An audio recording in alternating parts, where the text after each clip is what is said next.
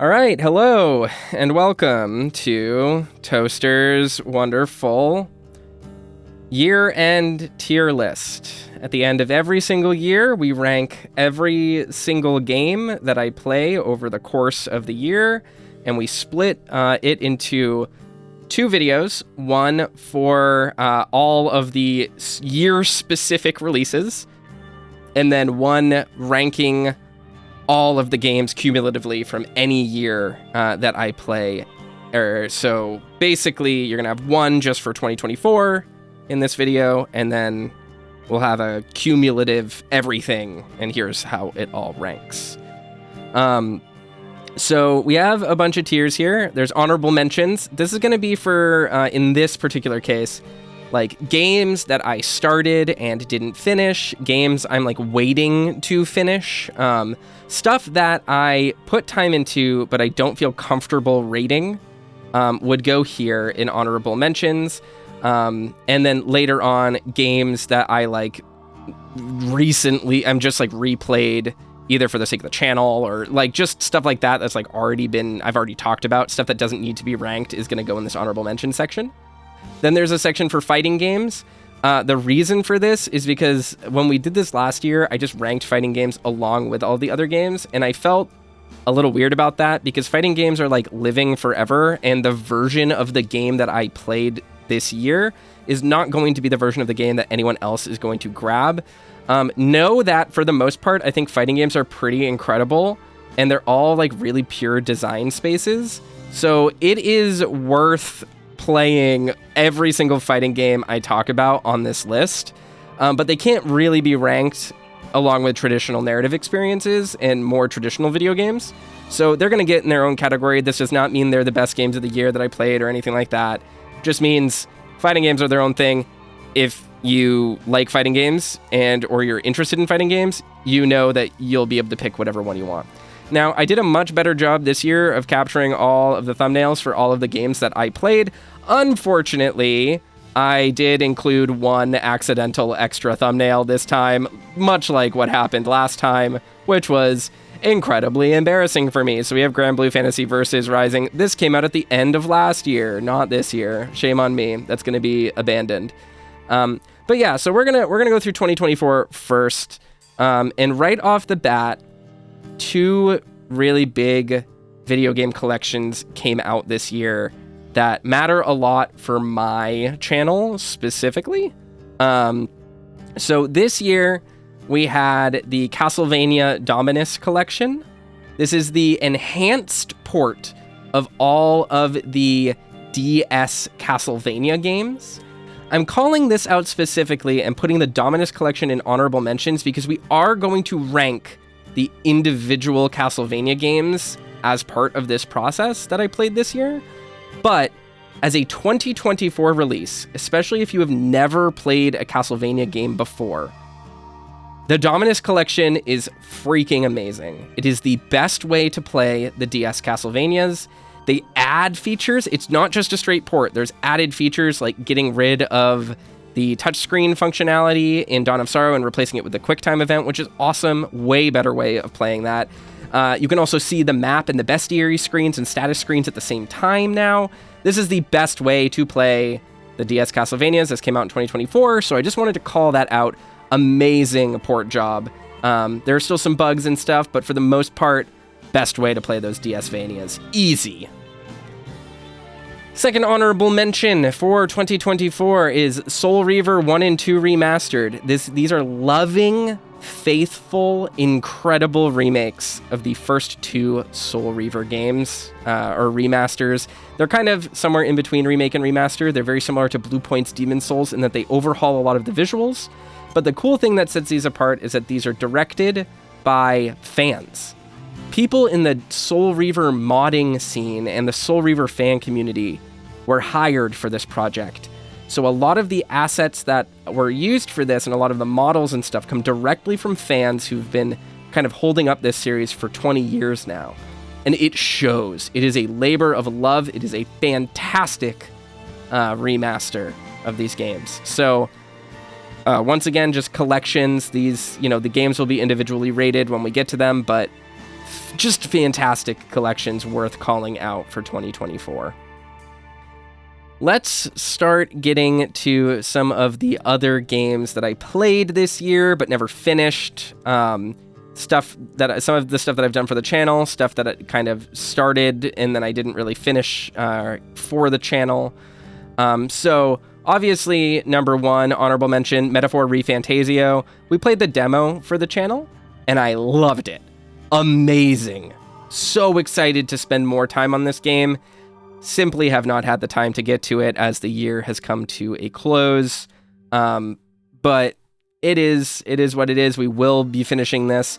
I don't know if the next time we get to it, if I'm going to start fresh and we'll just go through the beginning, because we were playing the demo and we played it like the day it came out. So it was like the performance was really weird. And I don't, we'll figure out what we're going to do with Metaphor going forward, but really sick game, really cool game, great JRPG, really feels like an evolution from the Persona formula. And that gets to Persona 3 Reload.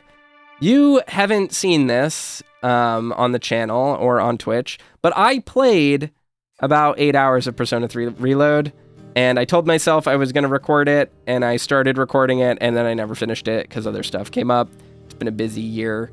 I just recently played Persona 3 FES, like 2 years ago for the first time as a 100%. I'd played it before. I played it when it came out.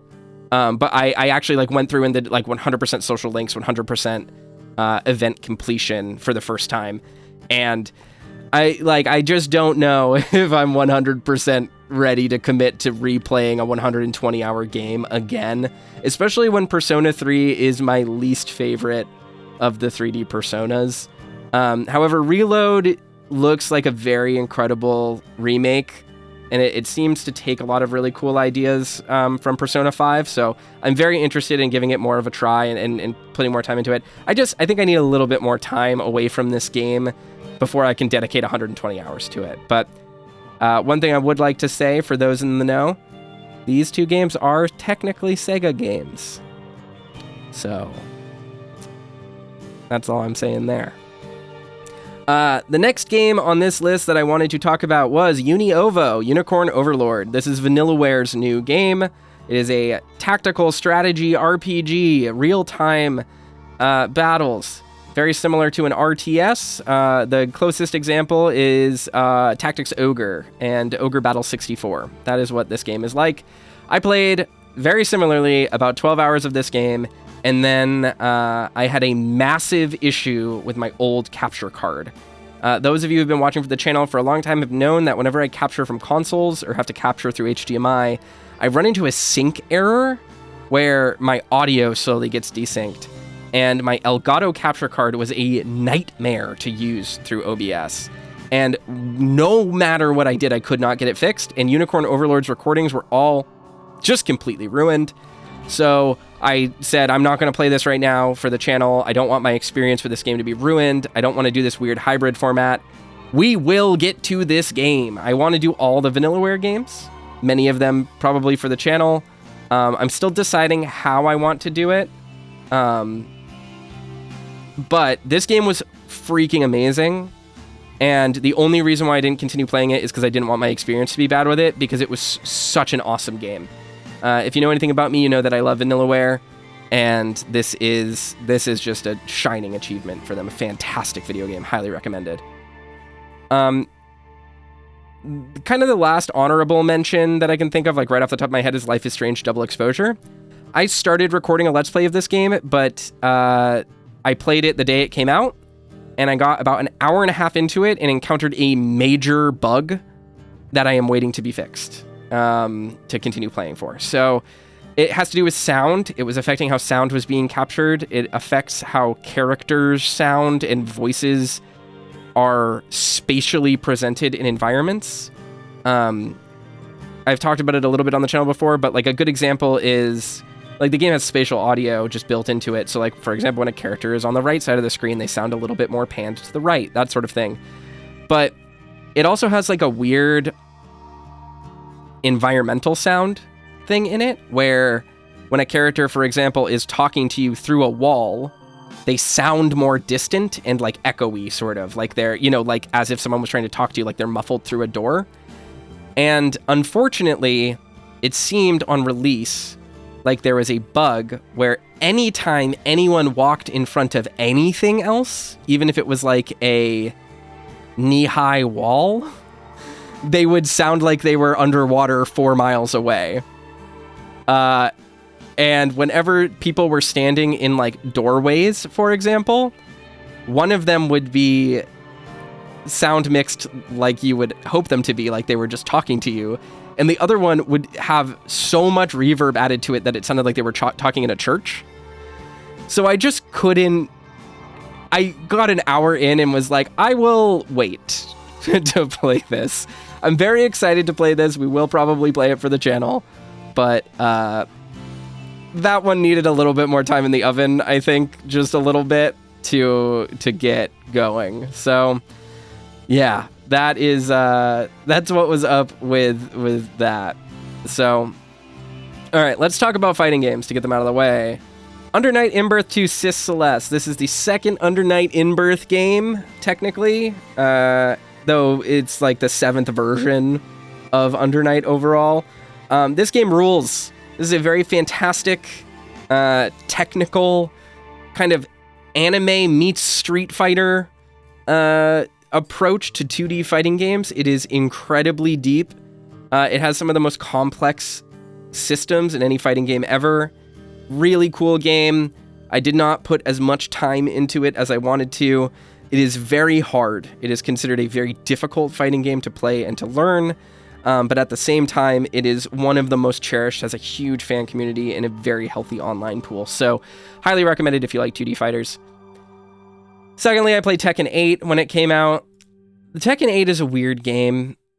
I went into it as a complete newbie to 3D fighting games for the most part. I played some Tekken 6 competitively back in the day, but not good. Like I was basically bronze rank for like my whole life. The game is very cool, but even I, as someone who doesn't play Tekken, could feel how not Tekken 8 was. They add a lot of mechanics into the game that promote extreme aggression and gap closing in a way that a lot of people who play Tekken really dislike. And as a result, the community around this game has been very negative. And the DLC choices have been so universally reviled that people are fleeing this game. I fell off this game very quickly. I do not think I have the brain for Tekken. This game is applied physics in motion. I cannot do this. This game is crazy. Just out of my league. And I don't really have enough confidence to talk about Tekken in depth. But what I can say is that I didn't really like this game very much. And it seems like a lot of people don't either. So I don't know. If you really love Tekken 8, I'm proud of you and I'm happy for you that you have a game to play. But not for me. Not for me. So moving on from there, we may as well get started on our 2024 games as a whole. We played a lot of indie games this year.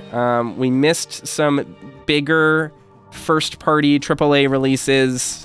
We missed some bigger, just like mainstream releases in general. I did not play Dragon Age Veilguard. I have no intention to. Did not play Final Fantasy VII Rebirth. I do intend to play that. I haven't gotten to it yet.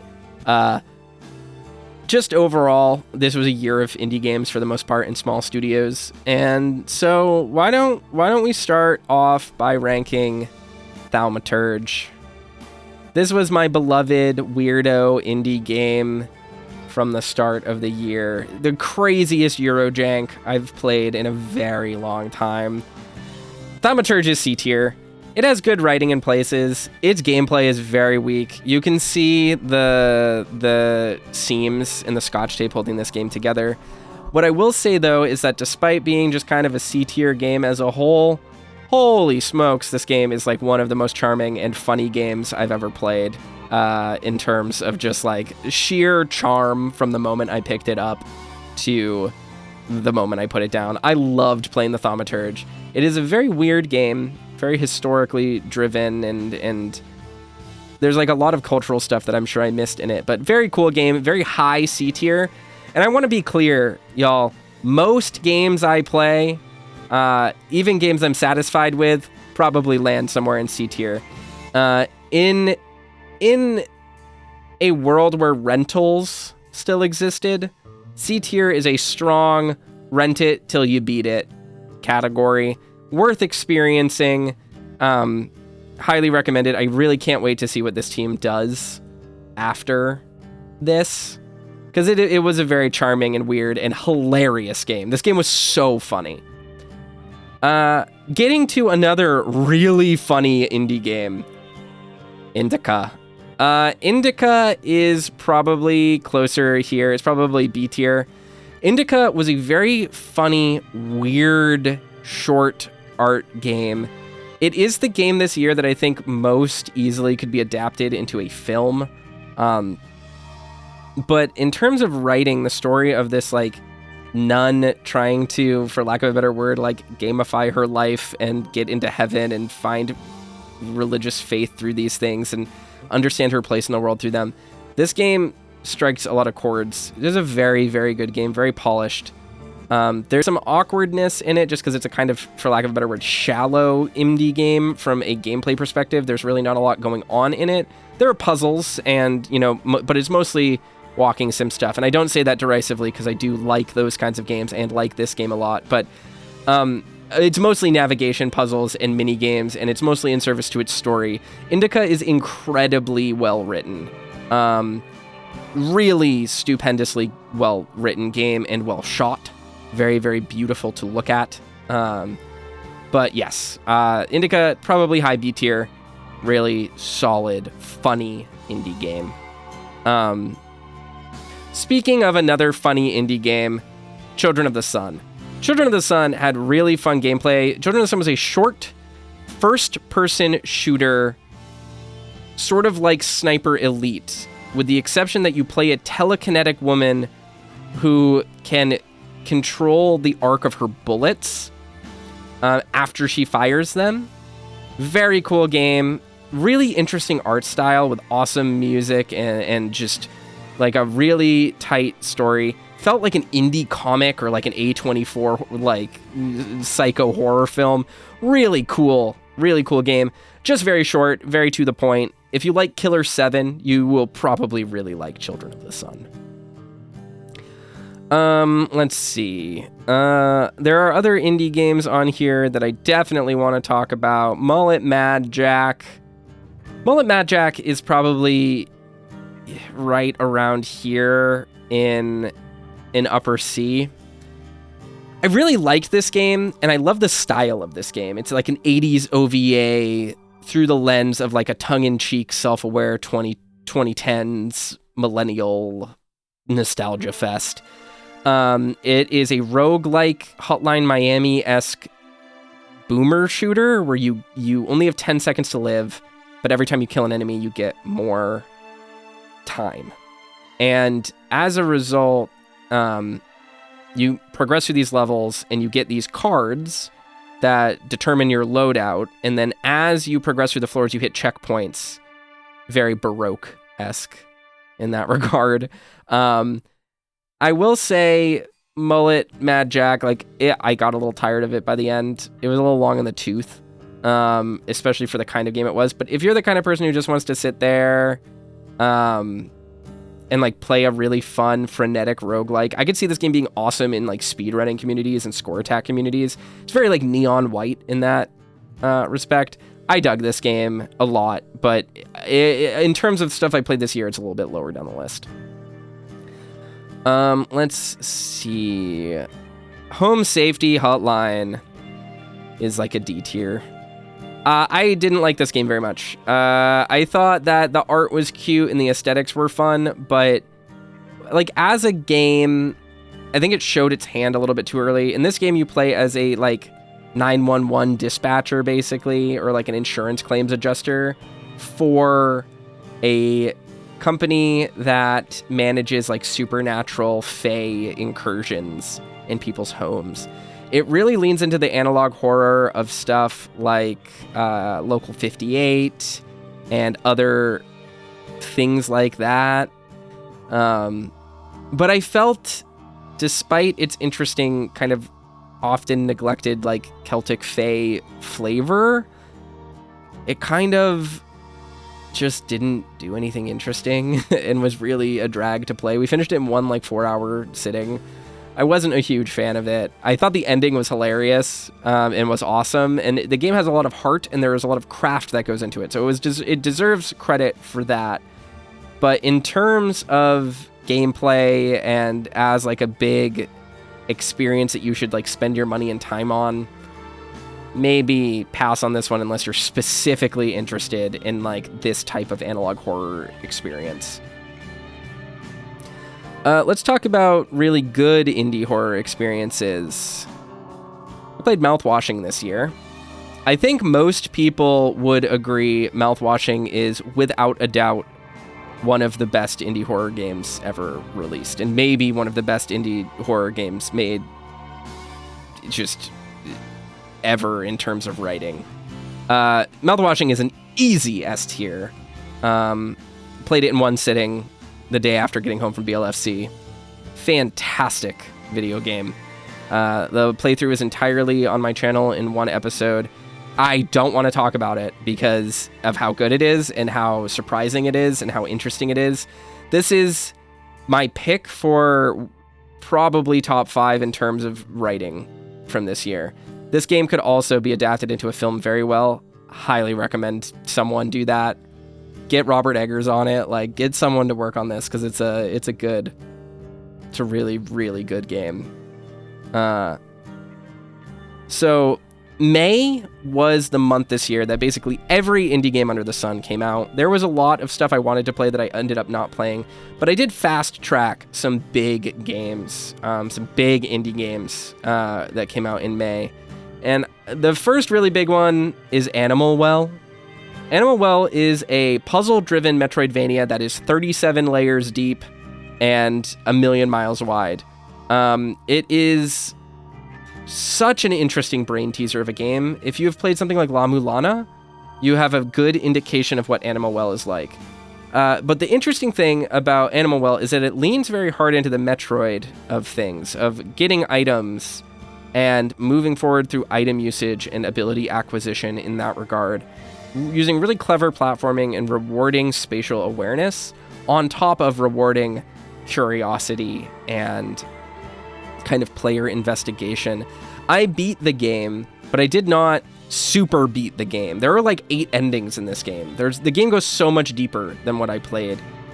This game is definitely going to go down in history as one of the best puzzle platformers of all time, and it's a it's a 2-person project. It's a man and his wife, I believe, who made this stellar video game.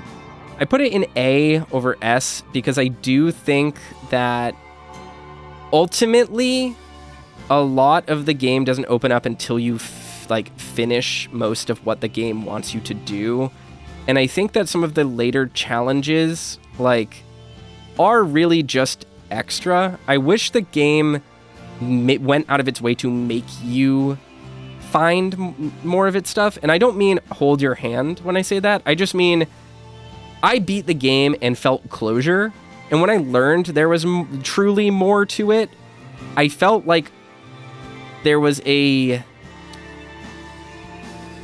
sort of separation between the game and then all of the extra goodies. And the extra goodies are a really good reward for players that are curious and have skills that they should be investing into in order to explore this game.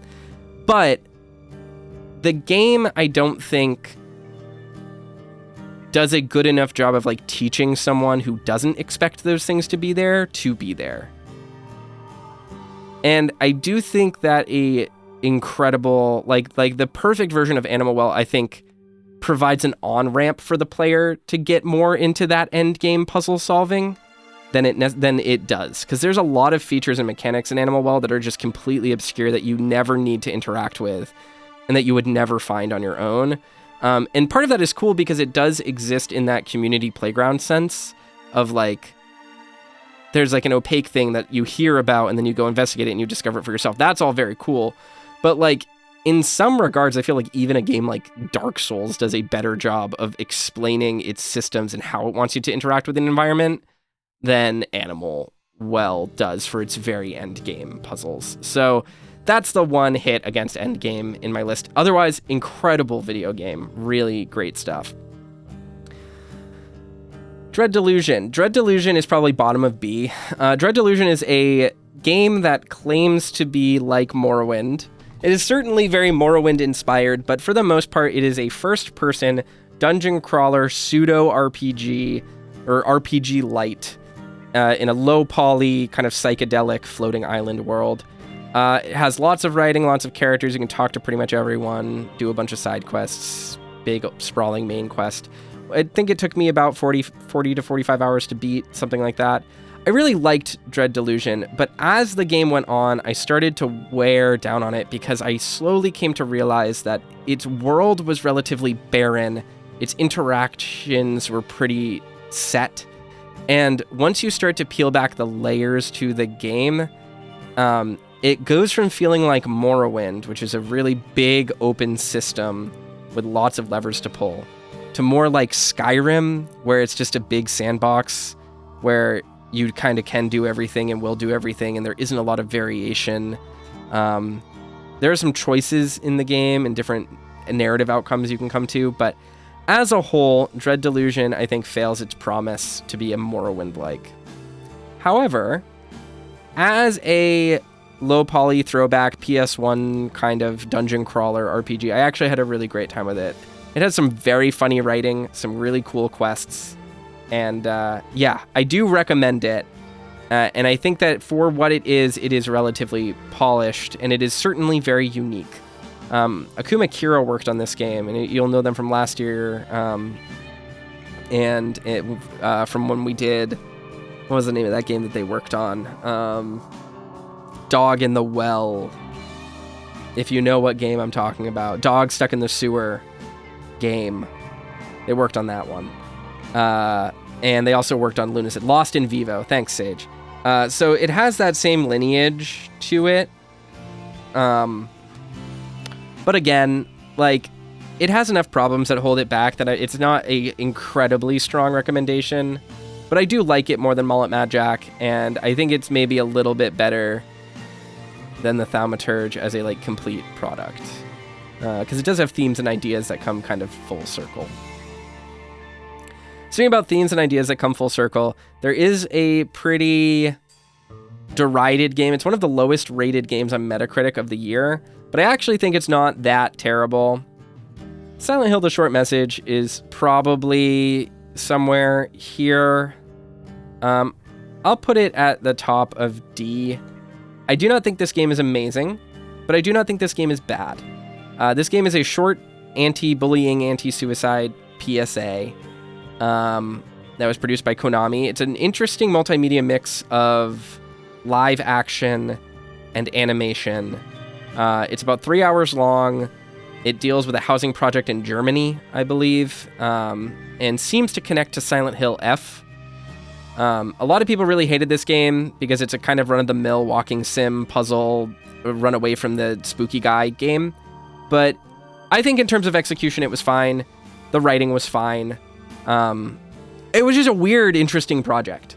And while I do not think it's going to go down the Hall of Fame of being like the best Silent Hill game or anything, definitely don't believe that, I don't think it deserves the hate that it gets. It's certainly better than the Climax Silent Hill. Not Climax. Yeah, it was Climax. Homecoming. It's better than Homecoming. Was it Climax or was that some other one? I don't know. It's better than Silent Hill Homecoming. That's for sure. But it's just not, I don't know. It's just okay. That's the Cliff Notes on Silent Hill Short Message. Glad I played it. Took an evening. Don't need any more in-depth talk about that. However, survival horror remakes that everyone expected to be terrible, but weren't. Part 1, Alone in the Dark. Alone in the Dark was really great. This game is certainly a little bit janky, a little bit thrown together, but in terms of what people were acting like this game was going to be to what it ended up being, this game is a fully competent third-person shooter survival horror remake with a really interesting story, some really solid performances, especially just voice acting in general from the whole cast, fun writing, never takes itself too seriously, really has fun playing with genre conventions, and if this was a tier list of scores for the year in terms of music, like musical score, this would be my number one of the year. The music in this game slaps so hard. I love the soundtrack of this game. So, yeah, Alone in the Dark. A lot of people slept on it. Don't sleep on it. Unfortunately, Pieces Interactive went out of business. They got shut down, which really sucks. That was a studio headed by the guy who wrote Soma. Shame on you all for not supporting this game. But this game was cool. Highly recommended. Absolutely very highly recommended. Speaking of studios that got shut down, Visions of Mana. Visions of Mana. What a weird game. What a kind of mixed bag video game. Visions of Mana is incredibly gorgeous, incredibly joyful, incredibly easy to play. Has really fun characters, great music. But why is it in C tier, Toaster? It's kind of like a nothing game. Visions of Mana is kind of the culmination of the Mana series. It's commenting on and playing with all of the games in this series and their ideas. But it also just kind of flops past the finish line. The gameplay is somewhat interesting, but it does get a little stale as you unlock kind of the best uniforms and outfits for every character. It dodges the issue of Final Fantasy 16 for the most part, where you do feel like your combat is evolving as you get more weapons and abilities and unlock more of your skill tree. And as such, your characters really don't fully come online until the very end of the game. That being said, huge open world. Game did not need to be as big as it was. It has this very weird choice of unlocking a New Game Plus campaign that just takes place a chapter before the end of the game. And I don't really understand why they didn't just make you play it a chapter before the end of the game, because it narratively takes place before the end of the game, and it makes sense to take place where it was supposed to. So there's a lot of aspects of the game that feel like they were finished right after, like, right as the game was nearing certification. They just kind of slapped it on. And that's kind of my feeling about a lot of the game, is it's just kind of slapped together. Every town you go to has a weapon that is better than the last town you're in the armor that is just a flat item upgrade. I played about half the game on hard mode, and it made the game almost impossible, not because it was challenging or people were killing me, but because enemies just take a million hits to kill. We turned it to easy, and I was immediately acing every single challenge in the game. So there's like a weird balance issue there with that. That's like a little bit odd. But overall, it's a really charming game, was worth playing. I don't regret my time with it. It just is kind of weak. It just doesn't really culminate. But it's worth looking into. That's how I feel about that. I just noticed we left one fighting game off the list this year. This is actually probably, I don't know, it's probably right here for me. Rivals of Aether 2 is the greatest platform fighter since Super Smash Bros. Melee. Period. End of sentence. Competitively, it's awesome. Very complex, very deep. Great characters, awesome skins, cool support. This game makes me rage like no video game I've ever played. End of story. There's not much to say about it. If you like Melee, you'll like Rivals of Aether 2. If you're interested in platform fighters and getting good at them, you should play Rivals of Aether 2. Fantastic video game. Really difficult. All right. Back to this. Let's talk about more survival horror remakes that were way better than people expected them to be and blew everyone away. Silent Hill 2 remake. What the hell is there to say? Best performances of the year, bar none. It's a masterpiece. It's as good as Silent Hill 2. It might be better than the original Silent Hill 2. It doesn't replace the original Silent Hill 2. They are meant to be played in tandem for sure. But this is a game full of mysteries and love. It is much like the Soul Reaver 2 collection in that it is clearly made by fans of the original who care super deeply about what this game was and what it meant. And we learned, as of a few days ago, that Bloober Team is already in development of Silent Hill 1 and 3 remakes as well. So I think Silent Hill has an incredibly bright future, thanks to how incredibly good this video game was. It's just such an incredible video game. I could talk for hours about it, but just the nuances in the performances, the nods to the original, the interesting playing with the material while also keeping it the same. It's just black magic. It is like watching Mike Flanagan's Stephen King films.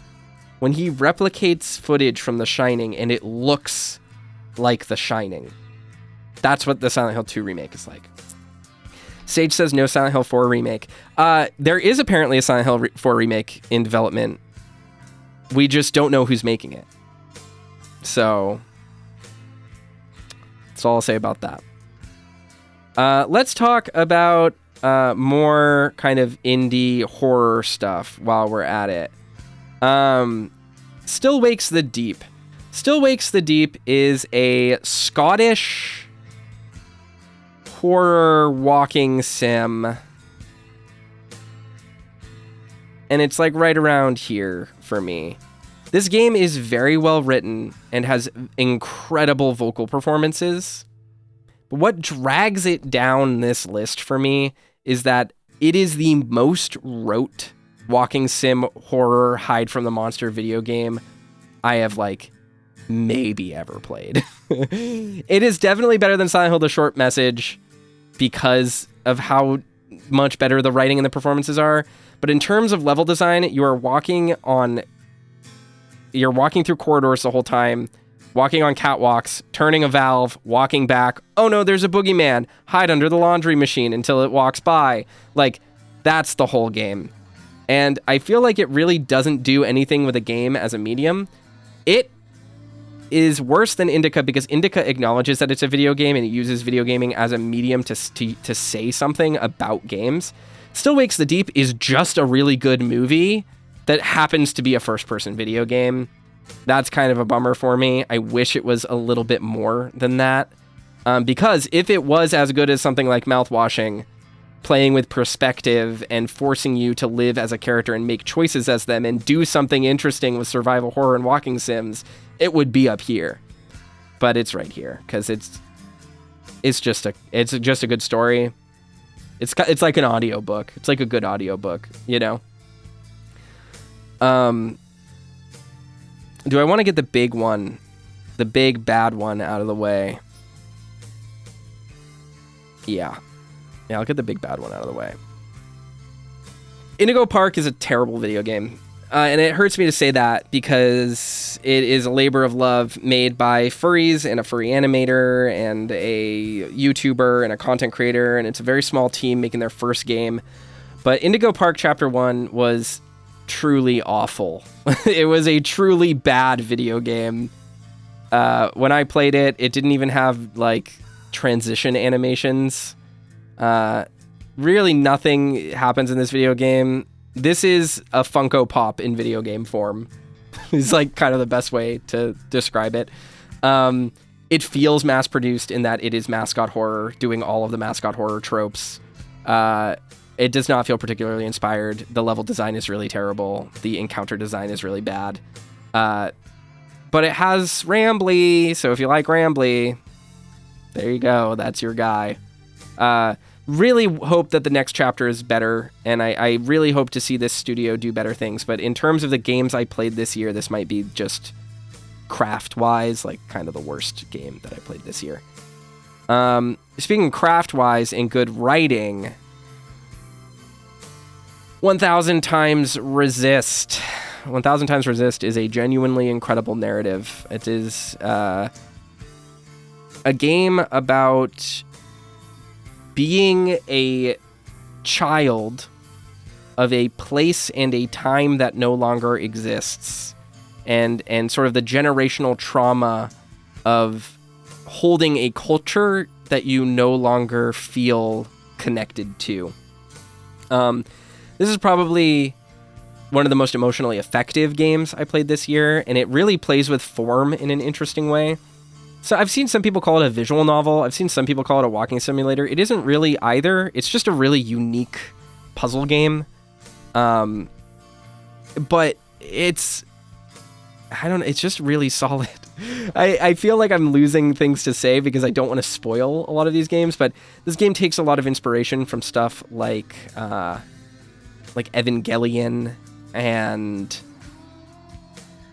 like space horror. Like there's a little bit of a Zero Escape kind of vibe to it. Not exactly, but you'll know what I mean if you play it. There's a little bit of a sort of space station nightmare horror to it that's kind of interesting, but it's all slow and creeping and subtle. It's very emotional and character driven, and it has character relationships that sort of obscure the nightmare that's going on in the underbelly of the game and in the subtext of the game. And as a result, you get this really interesting back and forth between character growth and setting growth that just creates this like very intriguing back and forth as you play the game. Highly, highly recommended. This is kind of the art game pick of the year for a lot of people. I really loved this game. Why is it in A tier rather than S tier? I think it could go in either. I think it just boils down to some of the presentation aspects and some of how the game actually plays just being a little bit weaker than I would have liked it. I think it could have done a little bit more with its medium. But overall, this is where I would put it, I think. Let's talk about Slave Zero X. This is a really hard game to rate. I would say Slave Zero X is probably right here.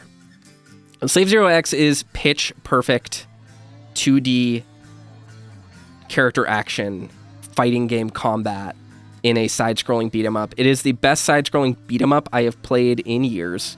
It has a wild story. It is a prequel to a like 1999 Dreamcast third-person mech shooter. As Roscoe says, it is the Yaoi game. It is a 90s ultra-violent Yaoi OVA, but in the form of a side-scrolling beat-em-up. I do think, however, as a side-scrolling beat-em-up, there's only so much you can do. I think it is a relatively underperforming genre of video game, and it doesn't really do anything to elevate its medium at all. But it is good, and it is it's one of my favorite games I played this year, and learning how to get good at it and how to do it is awesome. It is hard. This is a hard video game. So be prepared for that. But overall, Slave Zero X, such an intriguing, weird puzzle of a video game. Where it came from is just such a weird surprise. Like it is not what I expected it to be. And it flew under the radar for a lot of people, probably because of its difficulty, but also most people don't realize it's a gay love story. And I'm not even saying that from like a subtextual perspective. It is about two men who love each other. And them being separated by war and fascism. It is a very interesting game, so highly recommended. Let's see. Let's get some other big games out of the way. Crow Country, certainly the best indie survival horror game I played this year, of which I played one, but still, I played two. This game is an awesome PS1 era throwback to games like Resident Evil, Dino Crisis, probably closest to Dino Crisis, honestly, and Parasite Eve 2, weirdly enough. Crow Country is super cool. This is probably the most successful PS1 throwback low poly game I've played when it comes to making a throwback game that feels like it's also innovating and making use of its aesthetic in an interesting way. There's a childlike wonder and sense of mystery and playfulness in this game that I feel like a lot of these PS1 throwback games kind of lose out on or like miss. This game hits it just square on the target. Just an incredible, awesome survival horror game. If you have yet to play it, go play it. I want a franchise. We're not going to get one. It's not that kind of story, but I want one. Really amazing survival horror game. It was a good year for survival horror, believe it or not. Speaking of survival horror, Hollow Body. Hollow Body is a PS2 throwback survival horror game. We have aged enough that our blood has turned to dust, and PS2 games are now getting the retro throwback treatment. This game really does successfully look like an early PS2 survival horror game. Got that interesting bilinear filtering and all the textures. Really interesting like mix of like high-low poly stuff. Cool sci-fi aesthetic. I think the story leaves a lot to be desired. It's not very clear what's going on in it. It has multiple endings, but I got what most people consider to be like the true ending of the game. The other endings do illuminate a few more things, but just as a survival horror experience, I think it starts very strong and ends very weak. It kind of suffers from the issue that a lot of these games in B tier suffer from, which is that they establish their mechanics and you spend a little while learning the mechanics, and learning them is interesting.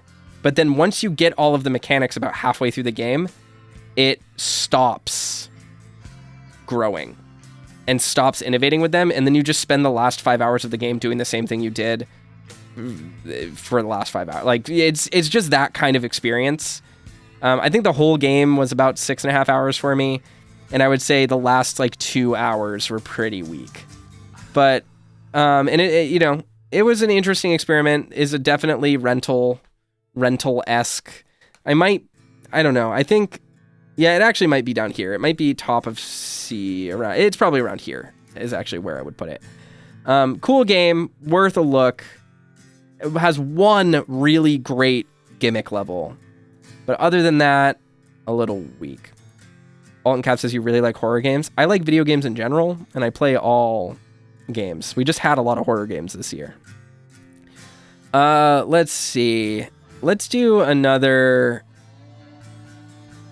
of another bad one, shall we? Gory Cuddly Carnage. This game feels like it should have come out in 2009.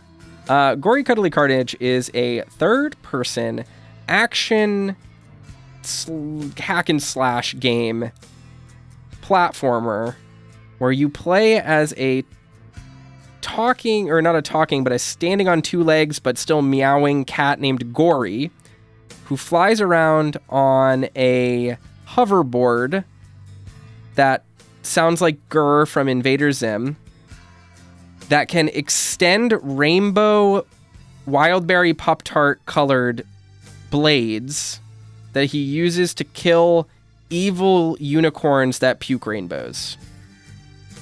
Are you following me on this one?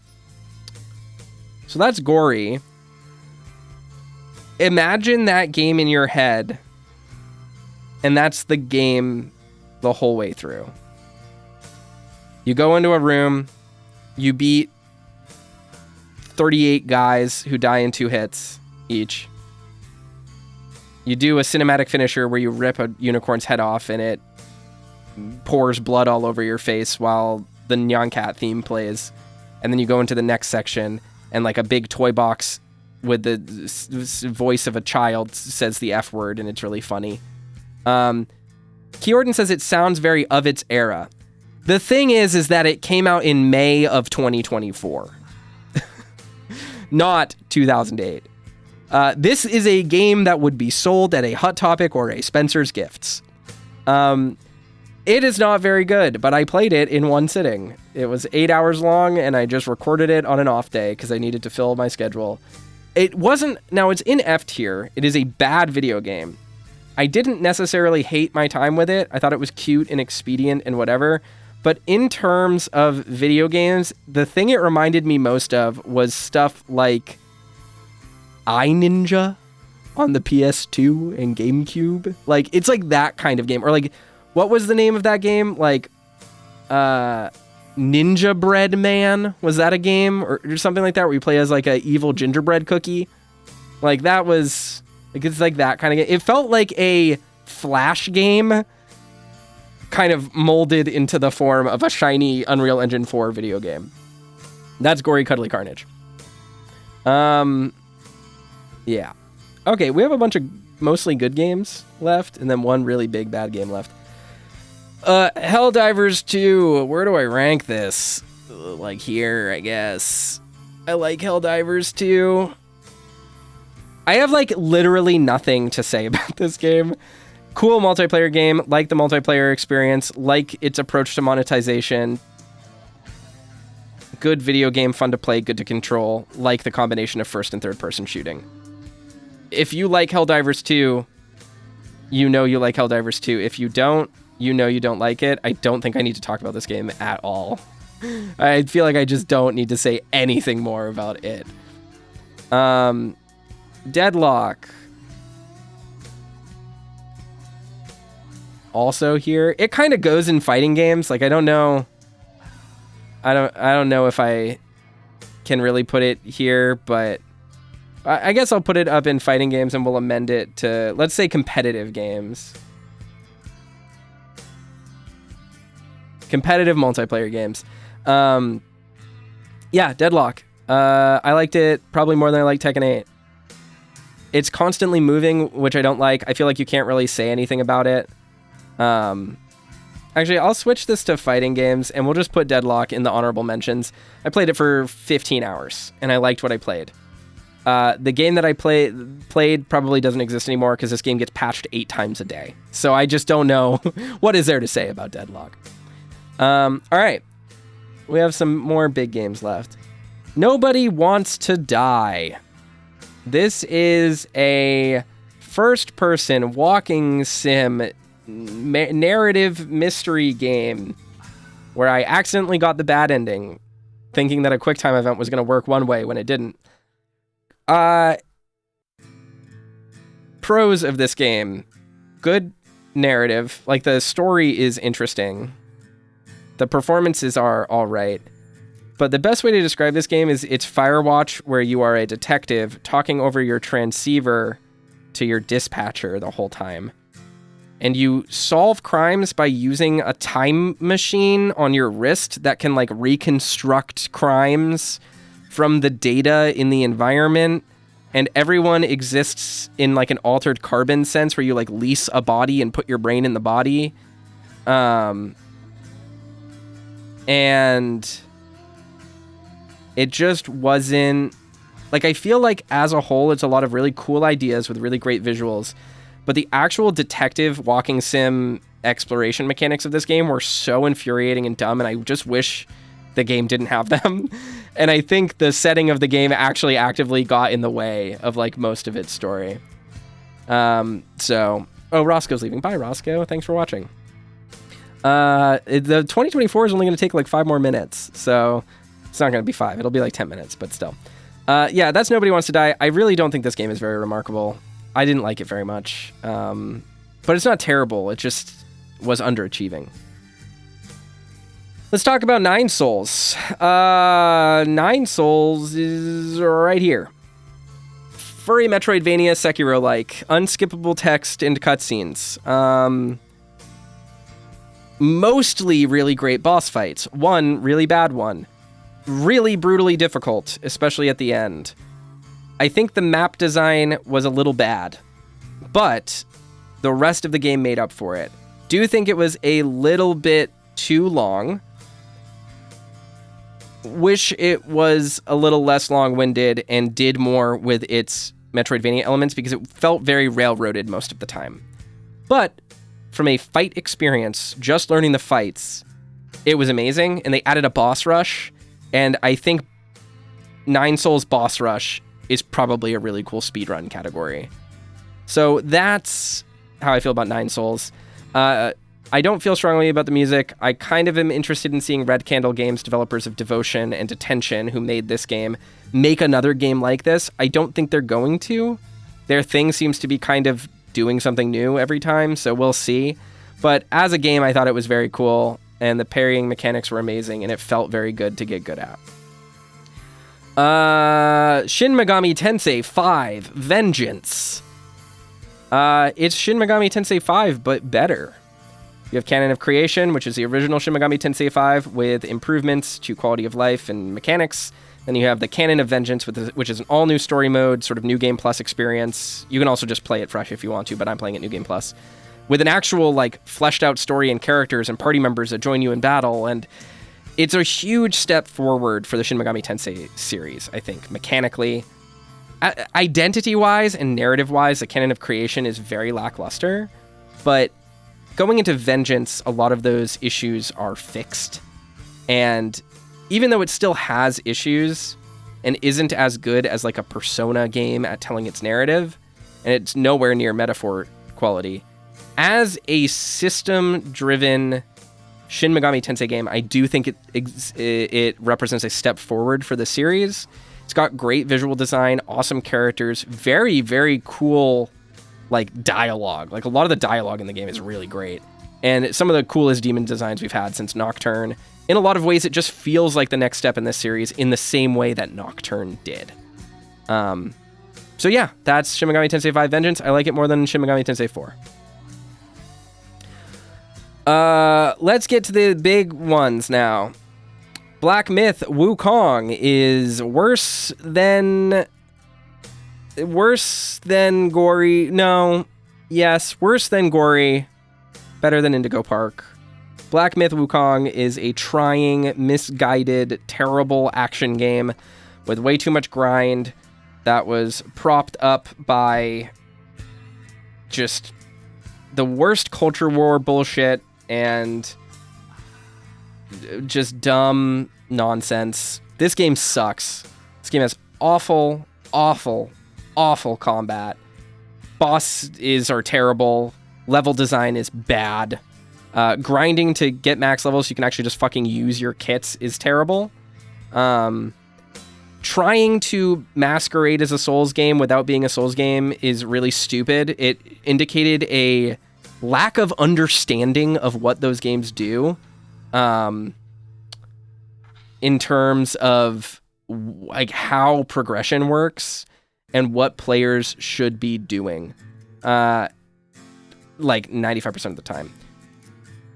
So when I say you have to grind, the max skill level to max out your skill tree is level 342.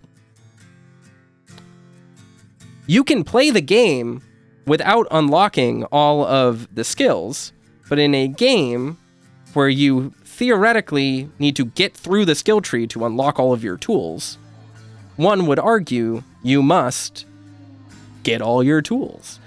Combat is designed in such a way that it wants you to play with all of your tools, and it feels the best when you have all of your tools. But you need like way more than like 80 million experience points to get everything, and I did it. I got all 342 levels in that game. I sat there and I grinded for 14 hours to unlock that, and it was stupid. And could I have beaten the game without doing it? Yes. Does that excuse the game for being incredibly poorly designed? No. And that's before we get to the issues with the last 3 levels of the game that just get progressively worse, and just how terrible the bosses are. Even though I beat most of them on my first try, too, which is the other thing. So, just a bad game. Just a bad game all around. Sitting around exploding spider cocoons to get experience points for hours so that you can unlock the full skill tree, just to go up and fight a bunch of really dumb bosses that aren't well designed. Then going into the frozen lake, for example, is just such a bad level. I can't believe how bad that flying dragon is as a boss, where you just have to wait for it to attack you and then float back up in the sky and just sit around for 7 minutes while you do nothing, while it doesn't interact with you, while it poses no threat, while you can't do anything to it. Even using the vessels does nothing. Wukong is just a shit, terrible video game. I can't believe it. And I 100%ed the game. So, just bad. Dirtball says pretty, though. Yeah, it was kind of pretty. Except it did make all of the coolest furry designs just also be humans, which was irritating. I was so disappointed when the snake lady was just like a lady with a human face on like a snake neck. That was fucked up. Should have just let her be a snake. All right, let's get to the 2 best games of the year, or 2 last game of the year contenders. Lorelei and the Laser Eyes. My top 5 this year is really hard to nail down because our top games are so good. Silent Hill 2 is obviously a masterpiece. Mouthwashing is obviously a masterpiece. Lorelei and the Laser Eyes is one of the most cogent ruminations on art I have ever seen in a video game. It is pitch perfect puzzle design, endlessly replayable as a lot of the puzzles shift and shuffle every single time you play. And its narrative is the closest thing we have ever gotten to a David Lynch film in video game form, sincerely. And I'm saying that with Silent Hill 2 on this list. If there's any indie game you play this year, it should absolutely be Simogo's Lorelei and the Laser Eyes. If you like Resident Evil, if you like exploring a Metroidvania-esque mansion or a survival horror-esque mansion, while solving puzzles with no combat, while still getting a kind of creepy but interesting thriller story, with a lot to mine and dig into, with one of the best scores of any video game this whole year, with some of the coolest visual design of any game this year. Lorelei is your girl. This game is going to sit with me for a very long time. I think about this game on a daily basis. And then that gets to my Game of the Year 2024 pick, Astrobot. Astrobot is incredible. It is one of the best platformers I have ever played. It builds off of and innovates on all of the nostalgia and throwback cameos that people kind of criticized it for. And instead of just putting them in like little Funko Pops to be collected, it decides to build levels and themes around this idea of legacy and character. And it plays with all of the genre conventions and innovations of the games it is paying homage to in little micro levels that feel almost reminiscent of Super Mario Galaxy's levels in bite-sized chunks. 100%ing this game was the most joy I have felt in years. This game cured my depression. Like, I don't need therapy anymore after Astrobot. There were multiple moments in this game where the combination of, like, game design and game feel and, like, player experience and music and visuals on screen actively choked me up because of, like, how much it was doing at once in a joyful and celebratory way. The cool thing is, this game is also very hard when it wants to be. It has a very small moveset, but demands that you learn how to use it, which is very cool. Now, I don't know if it ever gets to like Super Meat Boy or like Celeste level difficult or anything like that, but for a 3D mascot platformer, holy crap, is this game up there. Now, one of the things I'm going to say is this top tier ranking, this S, every single possible order combination on this list is valid. If you want to tell people my game of the year was Mouthwashing, you can. If you want to tell people it was Lorelei, it is. These constantly float around. Like this might actually be my heart of hearts game of the year list. But if you ask me what game I had the most fun playing this year, it was Astrobot, without a doubt. This Astrobot is the most fun and joy I have felt playing a video game since I was a child. And if that isn't a massive recommendation for this game, I don't know what is. So this ends my 2024 list. This is all of the games I played in 2024 that released this year. I highly recommend you check out all of these games, even these ones down in the F list, except Wukong. You probably shouldn't monetarily support this one, but the rest of them you should absolutely play. It just really great stuff. So screenshot this at me on Blue Sky if you hate my opinions. Here you can. I'll put it all in one. Take a screenshot. I dare you. Come at me. This is my list of every game I played in 2024 that released in 2024.